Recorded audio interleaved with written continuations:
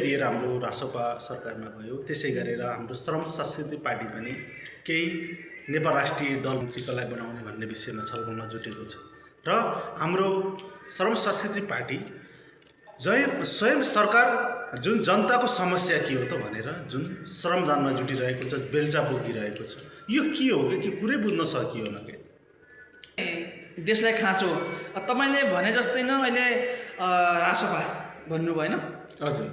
अनि अब रासोपाका नेता र हर्के साम्पाङसँग अलि तिनीहरू तुलना मिल्दैन।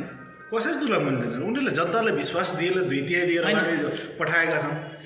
जनताले चाहिँ हाम्रो आदरणीय सभापति रवि लामिछाने प्रति चाहिँ विश्वास गरेर उहाँलाई चाहिँ 2/3 को बहुमत दियो, तर हर्के साम्पाङलाई दिएन।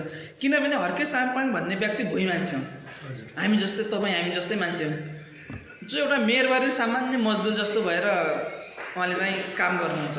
उहाँले एउटा नेपाल भारतको सीमा उता दार्चुलै कता उहाँले दार्चुलामा एउटा पुल बनाउने भन्ने अभियान चलाउनु भयो। अभियान चलाएर पनि उहाँ काम सुरु गर्न भनेर तपाईँको 99% सुरु गरिसक्नु भयो। फेरि चाहिँ धरानमा आफै बेल्चा उठाएर सरमदाम गरिरहनु भएको छ, सडकमा पुरै पिच गर्नमा लागिरहनु भएको छ। यो के हो के संसदमा हुनुपर्ने मान्छे किन सडकमा संसदमा गएर केही नहुने रहेछ भन्ने एउटा छ। संसदमा जाने त सदनमा जाएर त बोल्ने मात्रै हो। तपाईँ हाम्रो उदाहरण थुप्रै नेताहरू धरानमै सबभन्दा अगाडि पनि त भगवान सुनसरी जिल्ला भनेको ठुलै जिल्ला हो, विकसित जिल्लाभित्र पर्छ। त्यसैमाथि पनि धरान जस्तो सहर, अब नेपालको चौथो सहर धरान जस्तो सहरमा उहाँले एउटा धरानमा पार्क बनाउनु भयो, विभिन्न उहाँलाई विभिन्न आक्षेपहरू लगाइए, तर उहाँ चाहिँ आक्षेपहरूलाई उहाँले के